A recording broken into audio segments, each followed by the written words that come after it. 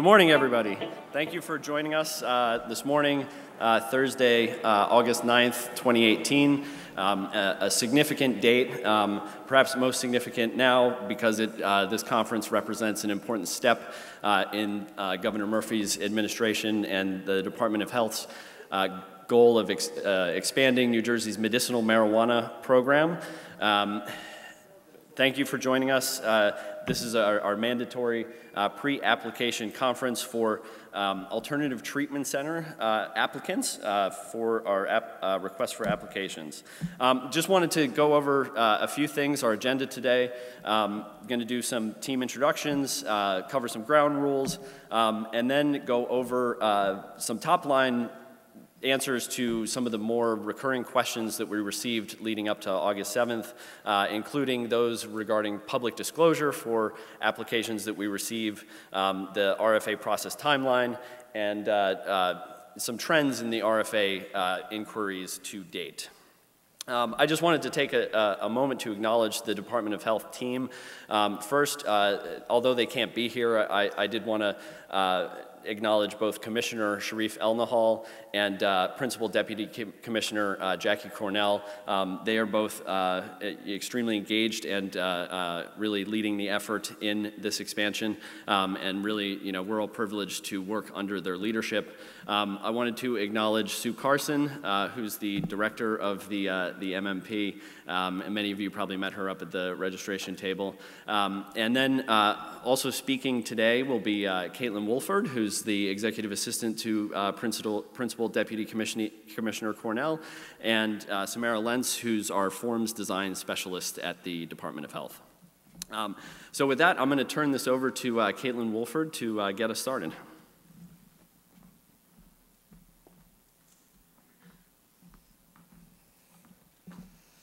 Good morning, everyone.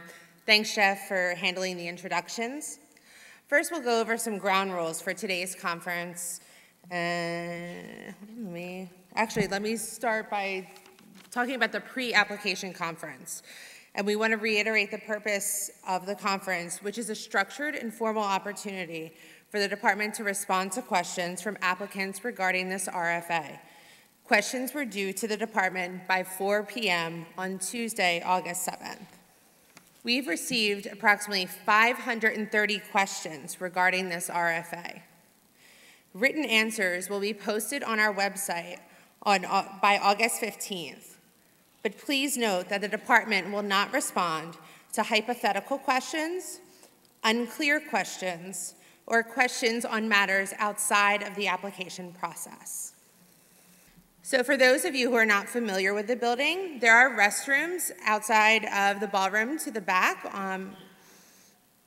They are to the right-hand side when you walk out. And we ask that you please silence all mobile devices as we are live streaming this meeting and want to minimize disruption.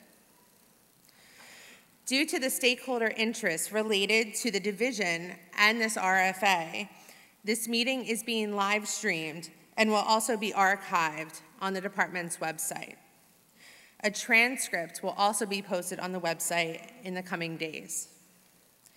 However, any entity that is planning to submit an application in response to this RFA must have a representative personally attending today's conference, as viewing of the live or archived stream is not a substitute for attendance. So please ensure that you have signed in at our registration tables out front, as this will be the record of your attendance today. Has anyone not signed in? Okay, if you haven't signed in, please check with the registration tables. Again, responses to applicant questions will be posted on our website by August 15th, so by Wednesday of next week. We also wanted to provide an overview of the RFA process timeline. As a reminder, the application period closes at 5 p.m. on August 31st. Jeff and Samara will further discuss the application process in a bit. So as I said earlier, the department has received over 500 questions related to the RFA. And there's an overwhelming amount of interest, as indicated not only by your attendance today, but by these questions. So as you can imagine, there's some overarching themes, and Jeff will discuss some of those in greater detail. Some of those are applicant eligibility, the applicability of current versus proposed rules, co-location of dispensary and cultivation sites, municipal approval and local ordinance compliance, application submission, and evaluation of applications. So I'd like to take a minute to discuss everyone's favorite topic, public disclosure. Applications submitted in response to this RFA are generally subject to public release pursuant to the New Jersey Open Public Records Act, OPRA, and/or the common law. However, some types of information may be exempt from public disclosure, including information deemed to be confidential, trade secrets, proprietary, commercial, or financial information, or information which, if disclosed, would give a competitive advantage or disadvantage. The department will not honor any attempt by an applicant to designate its entire application as exempt from disclosure, but in an addendum to its application, an applicant may designate specific information that it asserts to be exempt from public disclosure under OPRA and/or the common law. If the applicant deems certain information to be confidential and the department withholds the information as a result, then the applicant may be required to intervene as a necessary party in any challenge raised by a requester due to the denial of access and defend its reason for why the information is not subject to public disclosure. Because the applicant will have to defend any redaction requested, applicants should carefully consider objections and supply the rationale upon which they assert that the department should withhold certain information. And to ensure a level playing field for all applicants, applications will not be released until awards have been made. As many of you are aware, the department proposed changes to the medicinal marijuana rules, which are subject to a 60-day public comment period. Although the changes proposed are a high priority of the department, they cannot take effect until the full scope of public comment is considered and the rules have been adopted. So until then, the RFA and its applicants are subject to the regulations currently in effect. And I'll turn the presentation back over to Jeff. Thank you.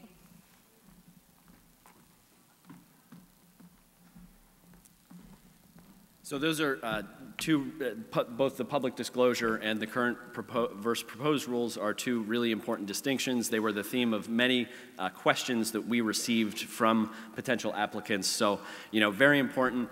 You can submit a memo along with your application that notes what information in that application might be proprietary or otherwise meet one of these criteria. And additionally, as of right now, it is the current rules, not the proposed rules, that are in effect.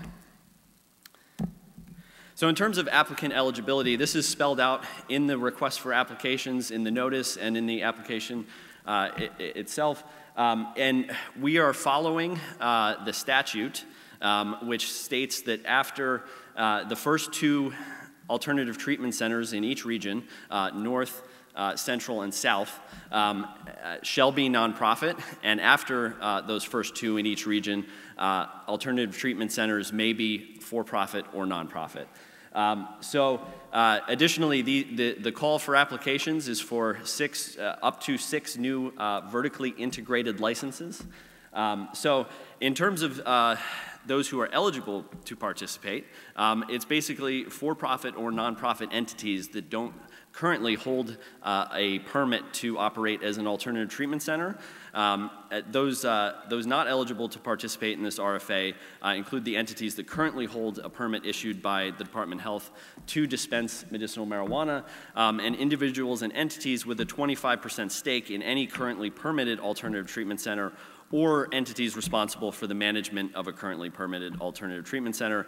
And by stake, we mean debt, equity, or other financial relationship.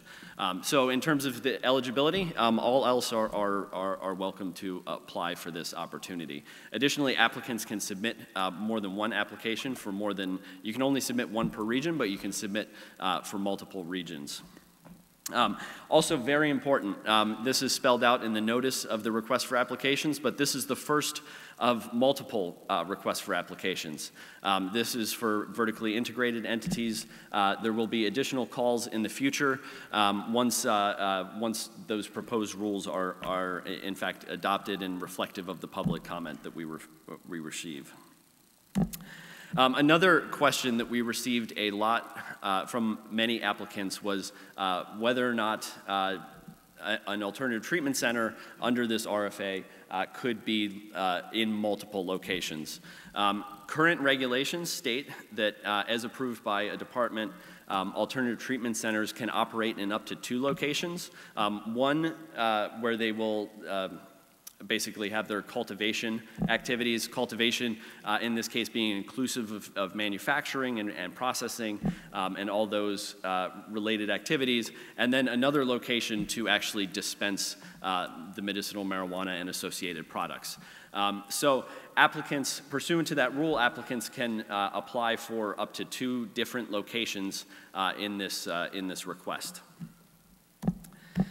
And it's important to emphasize that this request for applications is for a maximum of 2 locations. Anything beyond that is a premature question. This RFA just covers up to 2 locations. One, again, for cultivating, manufacturing, processing, one for dispensing, or those functions can be co-located, in which case it can be a single location. And you'll note on the application form that there's, which Samara will cover later, that there is, it's spelled out, you can note 2 different addresses for those 2 sites if you need to. So some other pressing issues that came up from a number of applicants. One is municipal approval. What do we mean by municipal approval? Simply, the department is looking for some form of documentation that the municipal government is in favor of an alternative treatment center and will not operating in that jurisdiction and will not, in fact, attempt to intervene and impede the progress. This is it's a requirement that's in our rules. I think it's something that was borne out from experience in the first round, but we want to be somewhat inclusive in the ability for entities to meet this requirement. So really, we just we want to see that the municipal government is basically okay with an alternative treatment center operating within that particular jurisdiction. Related to that, there were a lot of questions about compliance with local ordinances, particularly related to churches, schools, daycares, that sort of thing. As part of this application, we are looking for documentation that the proposed alternative treatment center location is in compliance with other local codes and ordinances. Obviously, these can change depending on the municipality. So, we just want to see that the applicant has done their due diligence.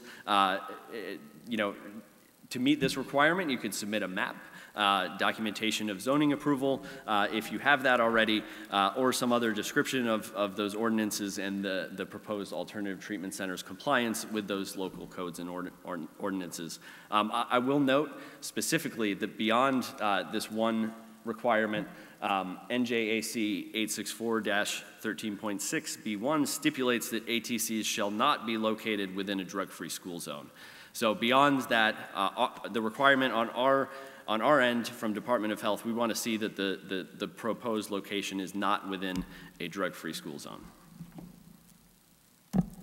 Another question that we received multiple times from multiple applicants relates to Part A, Question 20, which is the background for board members, officers, owners, investors, those sort of individuals. So Consistent with our rules, owners, investors with an interest of less than 5% in a proposed alternative treatment center do not need to be listed on that question, nor do they need to fill out a personal history disclosure as part of the application process. Additionally, we received some questions from investment funds and publicly traded companies as to how they should approach that question. So if there's an investment fund or company in which no owner investor has an interest of more than 5%, including publicly traded companies, but in total has more than a 5% stake in an applicant, then the primary decision makers for that fund or company should be included and fill out the personal history disclosure. I will say as a disclaimer that if an applicant is able to move through the permitting process, the department may go back to ask for further information related to this particular question as well as others. Another issue that came up consistently was site control. What can you use to prove that that an applicant has established site control? This is consistent with what happens with current alternative treatment centers, but we will accept conditional letters of agreement or letters of intent or conditional leases, basically saying that if an applicant is accepted and able to move through a permitting process, they will indeed have a lease for that property. We will accept that as evidence of site control.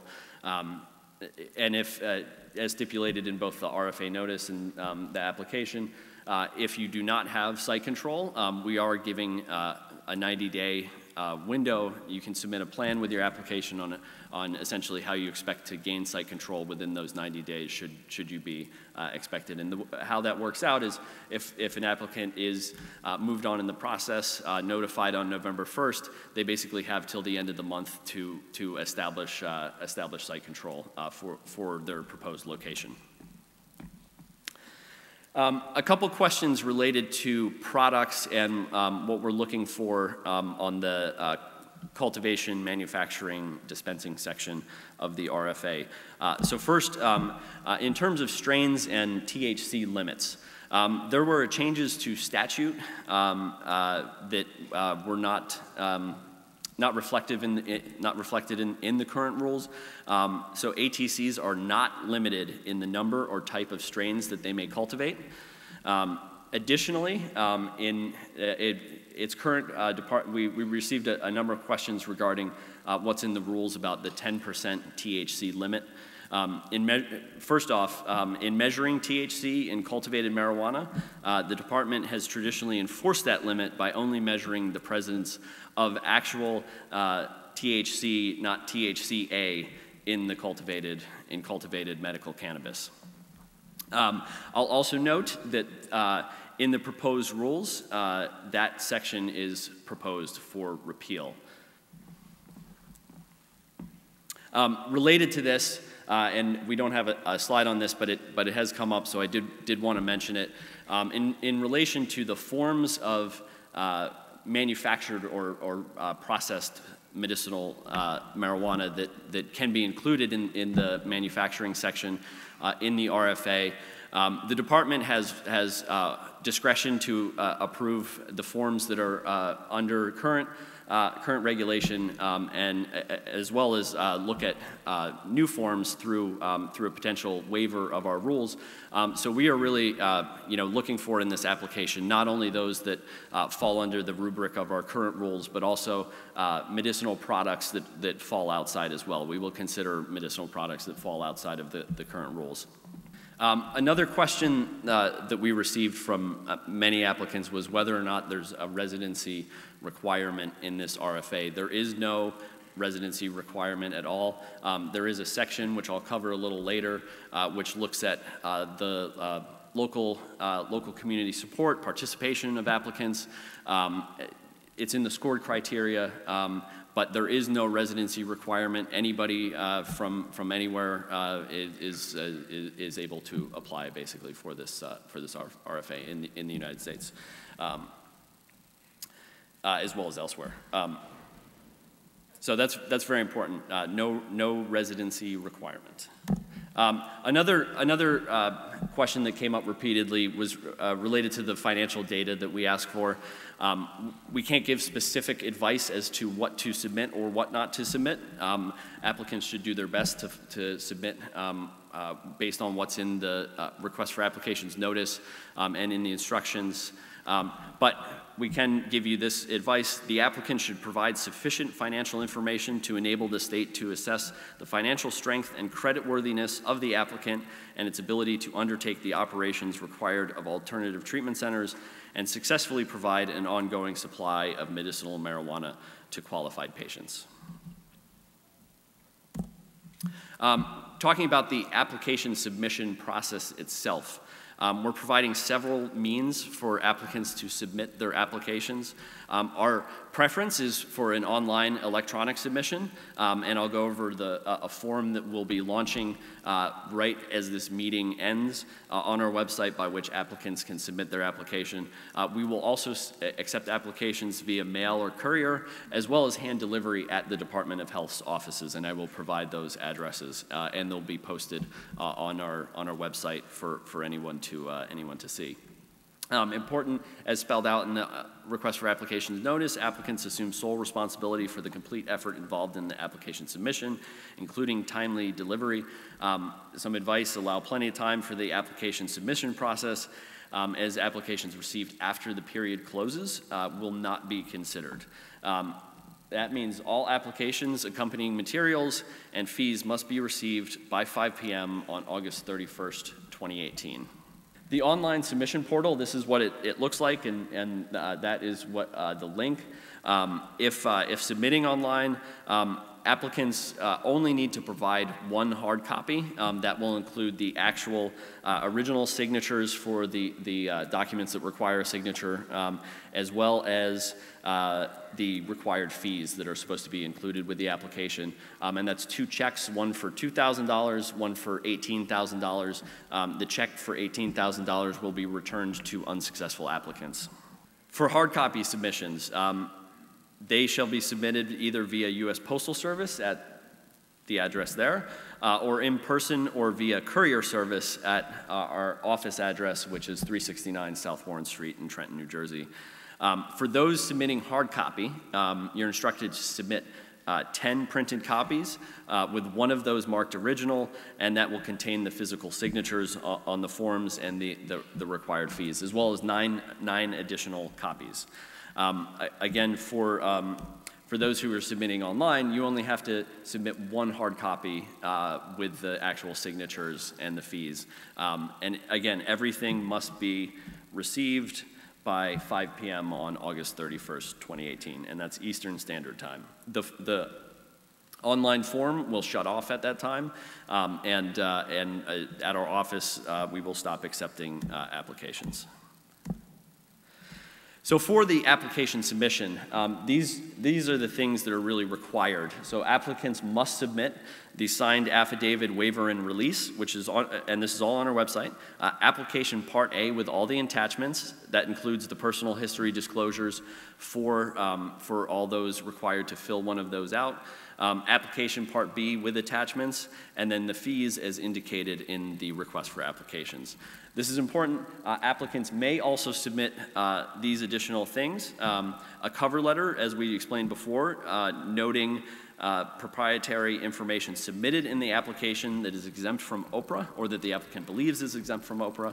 And then the letters of support that are noted in the RFA notice. If you go back to the notice, there are several sections where we note that we will accept letters of support. These include references, past business history, the local support and community participation, letters of support from hospitals or medical schools for research partnerships.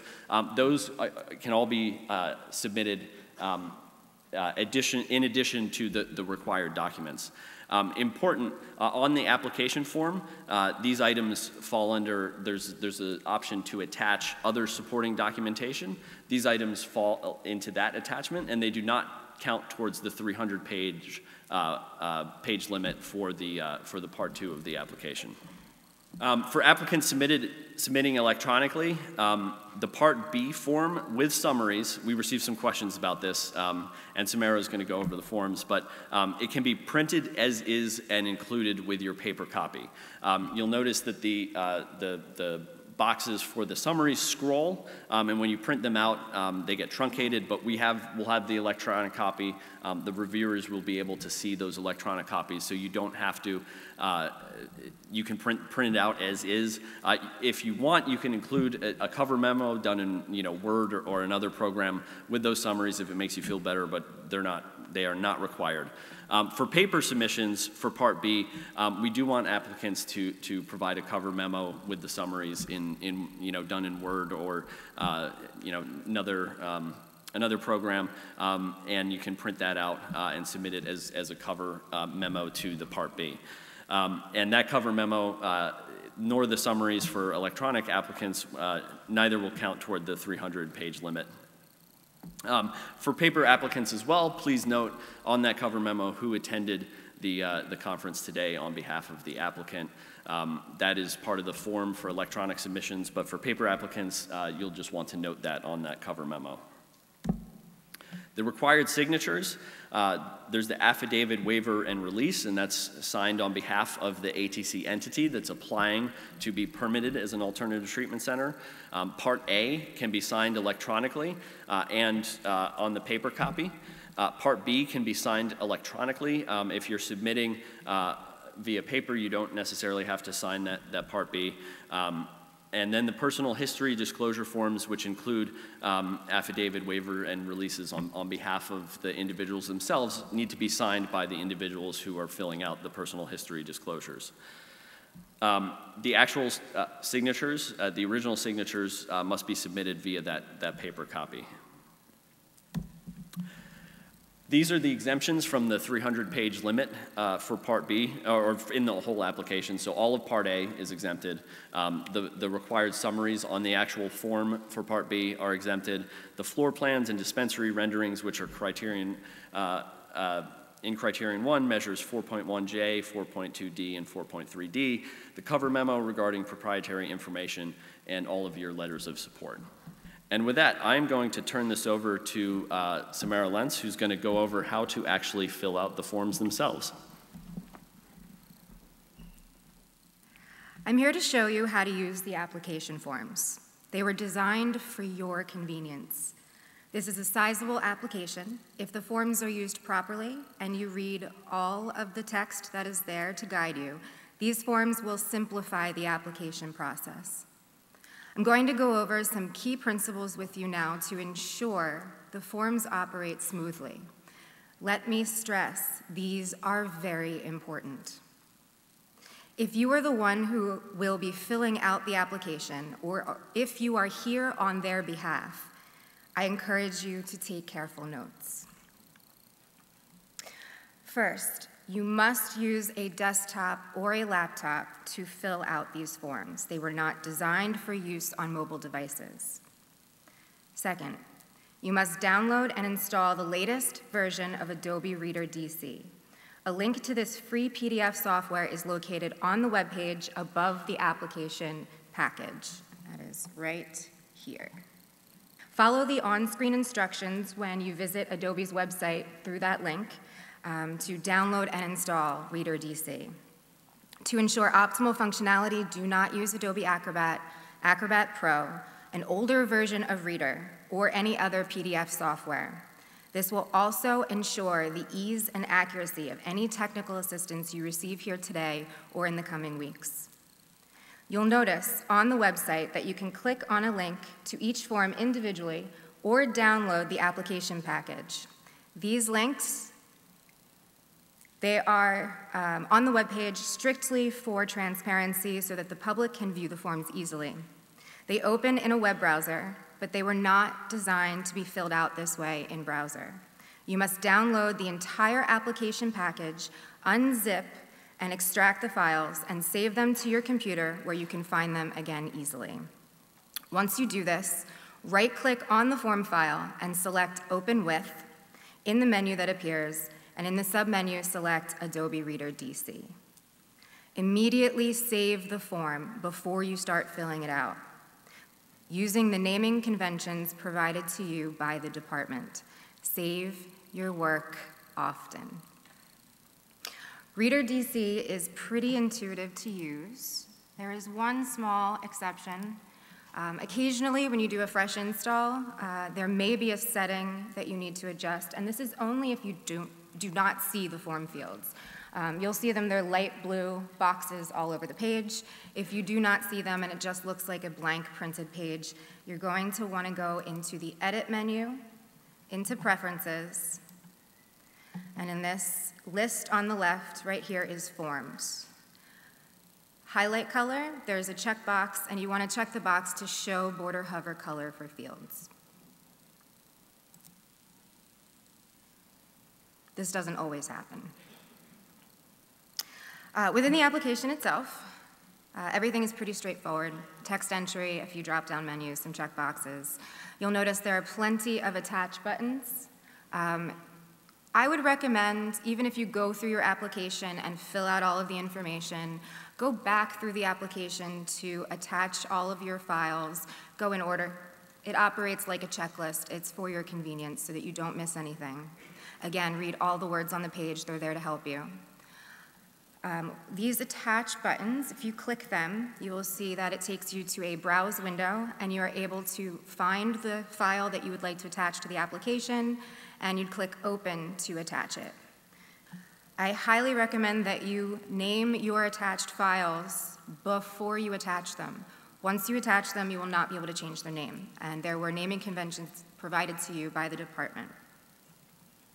Once you attach the file, they do not go into the ether. They are stored inside the PDF and will be submitted electronically along with the PDF file.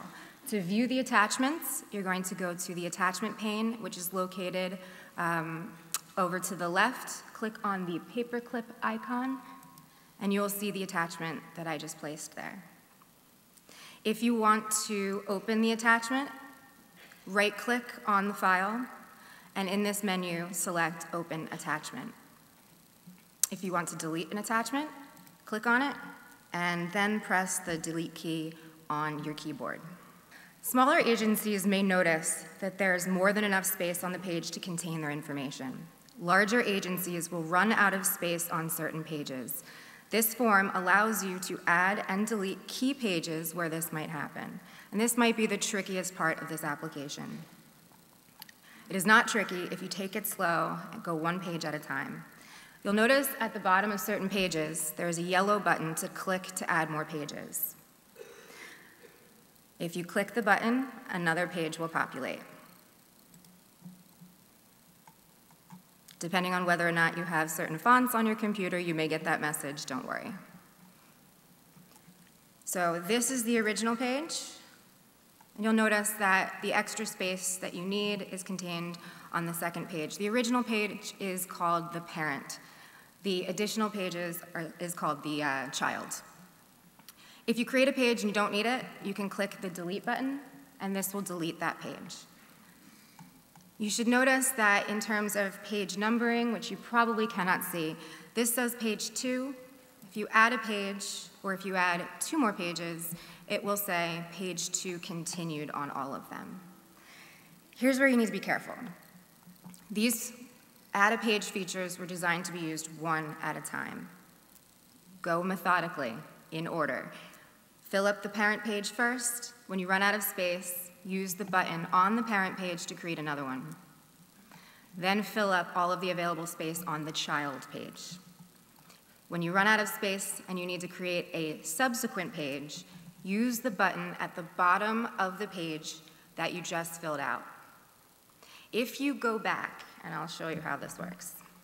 If you go back and use the original button on the parent page, so you will create a twin. What happens to one will happen to the other. So if you notice, I did not delete that. I just clicked in the field and it went away. And you do not want twins in your application. It'll be very frustrating. Also, if you create more than one page at a time, if you do not need them later, if you create 10 and you want to delete 5, you will not be able to. So you have to go methodically, one at a time, and everything will function perfectly.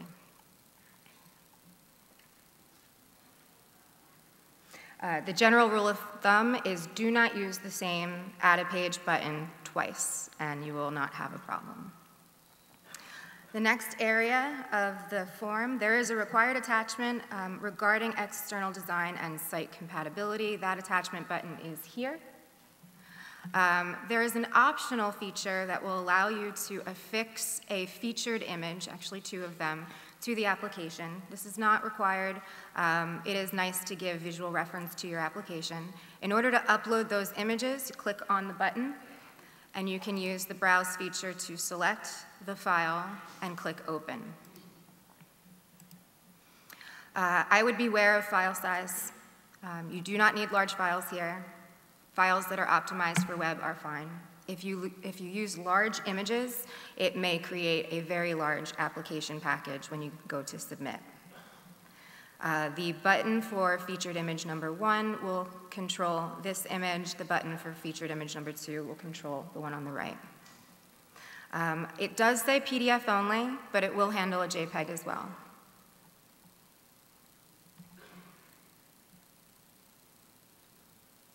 Okay, and here's the fun part. Endorsing the application. All the way at the end, you will notice that there is a page where you attest to the honesty of your responses to the questions. You're going to sign that with a pen and ink signature for your paper copy when that is submitted. You also need to sign or endorse the entire application electronically for your electronic submission.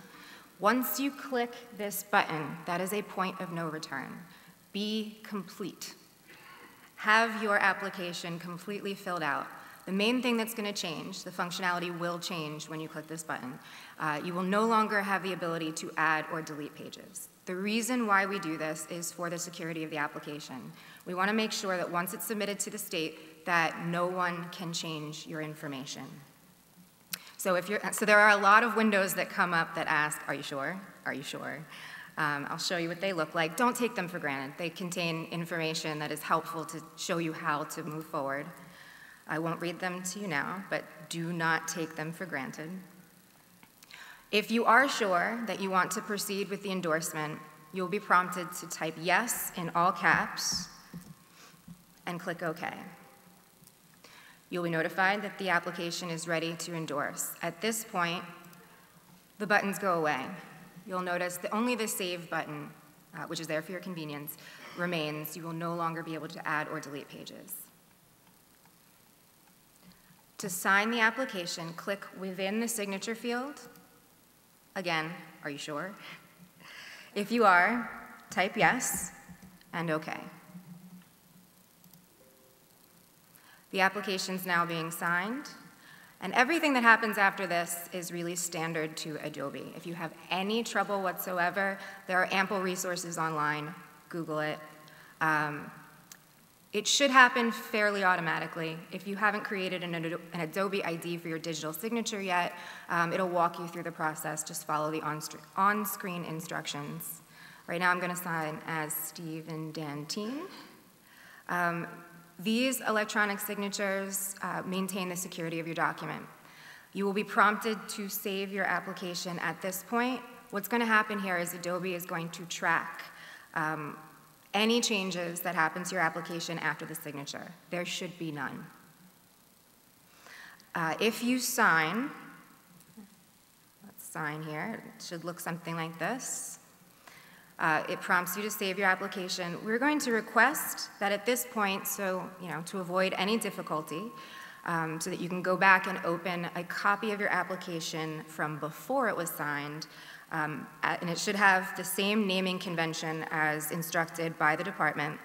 Go ahead and type in signed at the end of your file name. Save, and the application will be signed electronically. There are red instructions below the signature. Let's say, even though you can't add or remove more pages, Let's say a bit of information comes in after the application's endorsed and you want to go back and make some sort of change. You'll notice all the form fields are gone. Once it's signed, the application goes read-only. Again, this is for the security of the application. I didn't enter any text in these pages, so you can't quite see that the text is there, but you will be able to copy and paste the text. It is still live in a way and can be extracted later, but no one can change it. Once you sign the application, only you can unsign it. Again, for the security of the application. Moreover, only you can unsign it from the computer that you use to sign it. If you do need to make a small change to your application after signature, right-click on the signature, select Clear Signature from the memo, and then the application will go back into an editable format and the form fields will be available to you to edit. Do not forget to re-sign your application when you are done.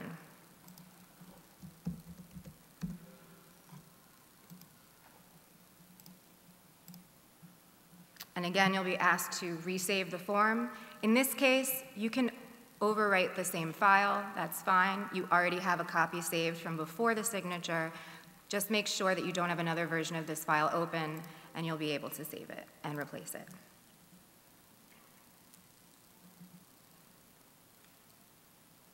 For Part B is a lot simpler, a little bit more straightforward. You would type your entity name at the top so that we know how to match it up if it ever becomes separated. The main features you'll be using, just a simple text entry. And again, when you fill up the spaces, you can scroll. And the attach button, which operates in the same exact way. If you get something like this, if you cancel out of an operation, it says, it's a little dramatic. It tells you to please report this error. Don't, it's okay. It just means that you canceled out of the operation. And at the end of Part B, you will have a much simpler signature box. There is no button because there's no functionality that's going to change. You're going to do the same thing, sign the application.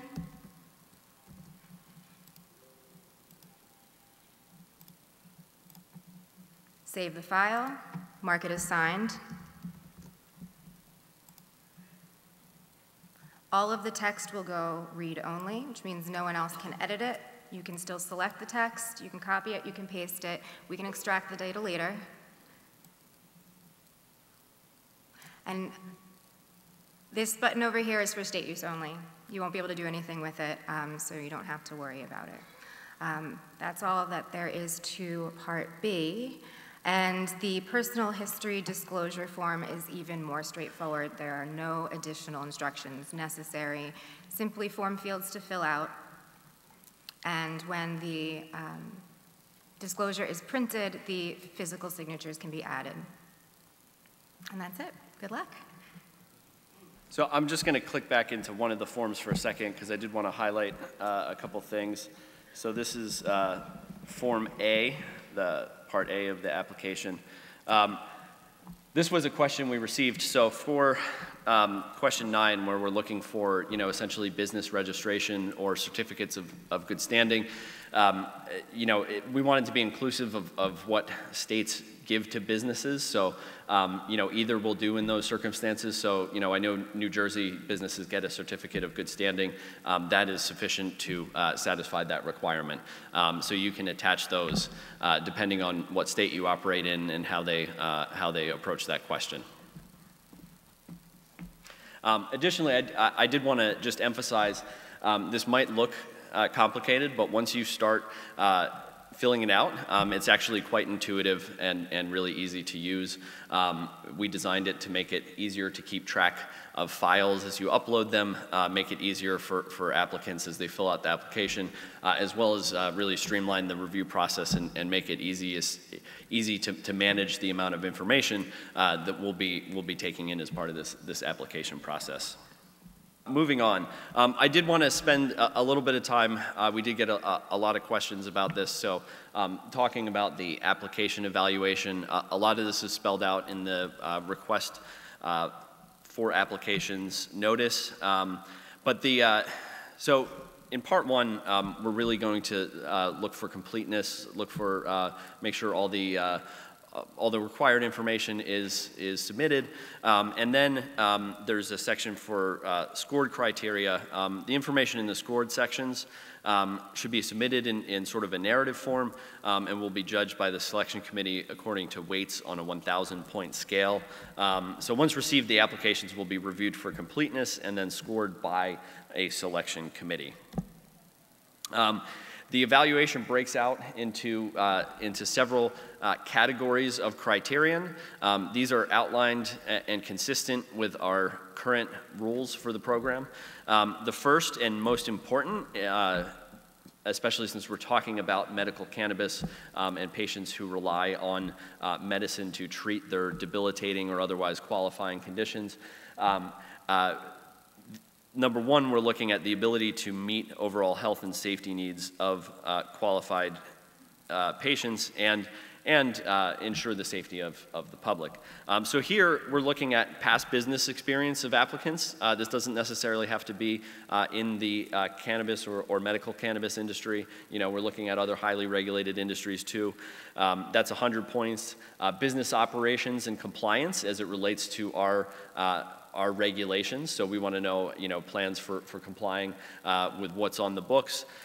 Security, which is very important, preventing diversion, ensuring the safety of patients, including their information.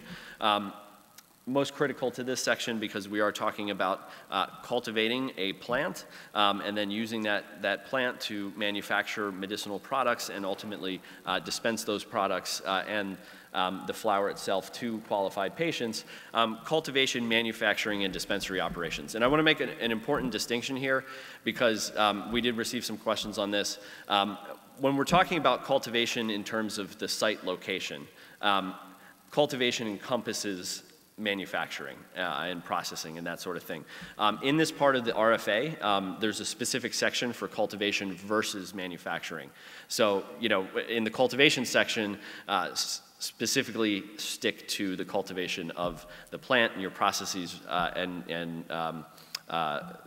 information regarding that.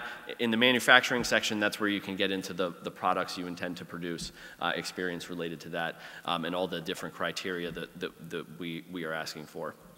Additionally, we're looking for financial sustainability and suitability. So, we want to make sure that applicants have the necessary financing to undertake this operation.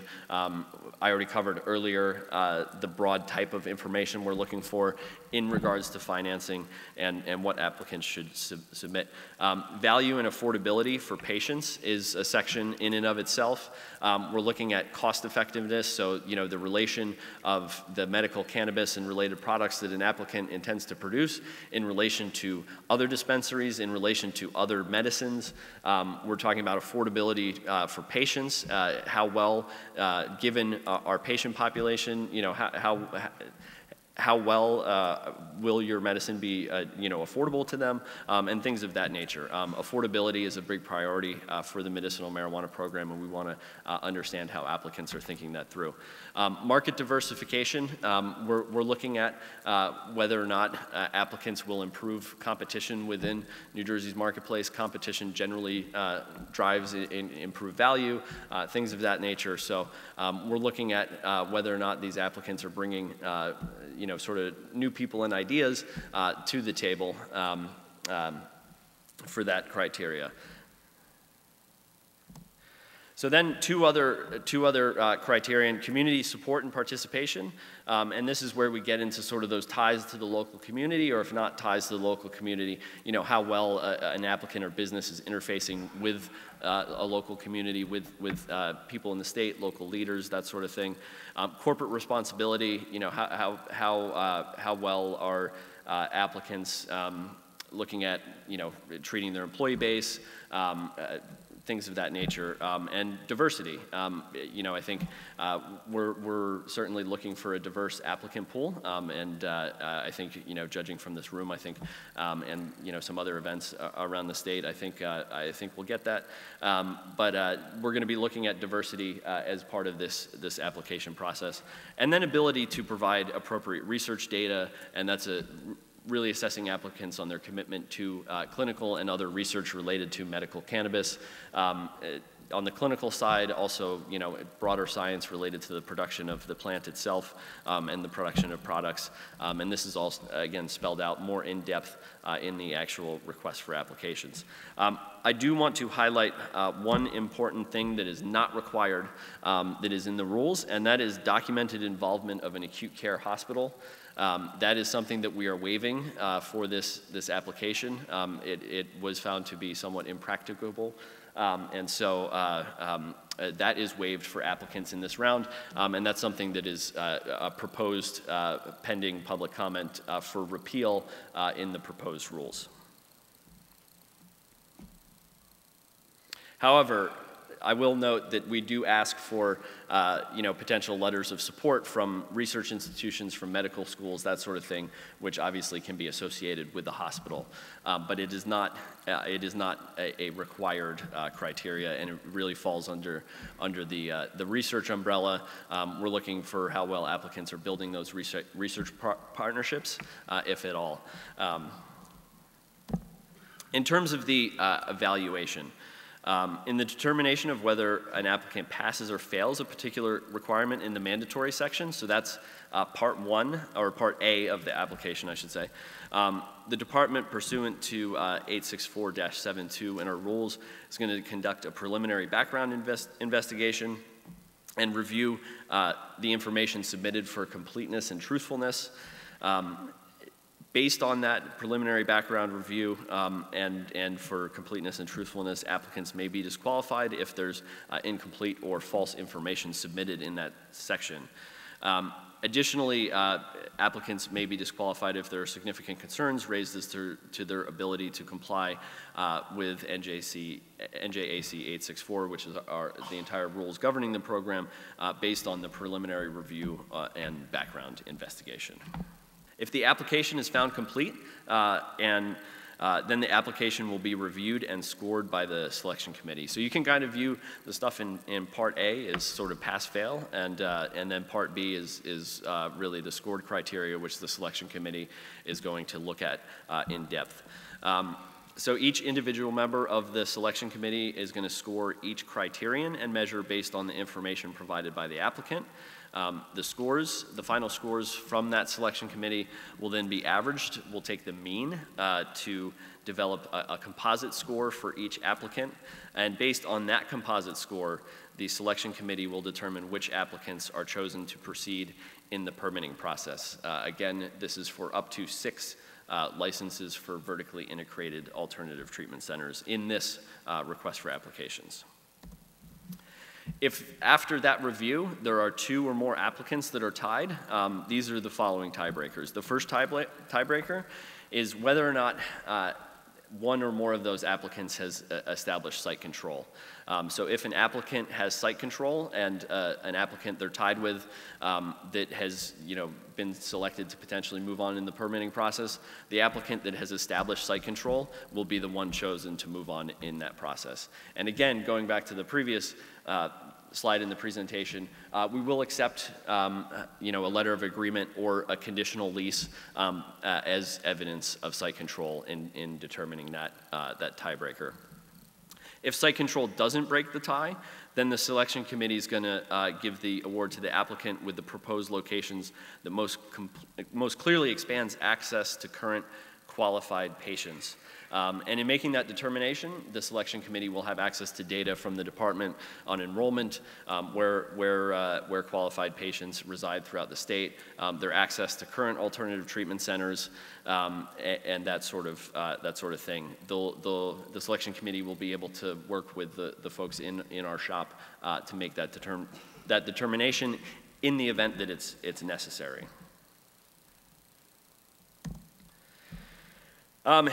So as we go through the evaluation, and the evaluation period will begin essentially on September 1st, and then we aim to notify successful applicants by November 1st, so roughly a 60-day review period. We may verify information contained in each selected application and the accompanying documentation by the following methods. So we may contact applicants through that process. We might ask for additional information. If there's an existing site, we might ask to conduct a site visit. We might require a face-to-face meeting and the production of additional identification materials if proof of identity is uncertain or other things. And then, just requiring additional relevant information as the department deems necessary to move on in the application process.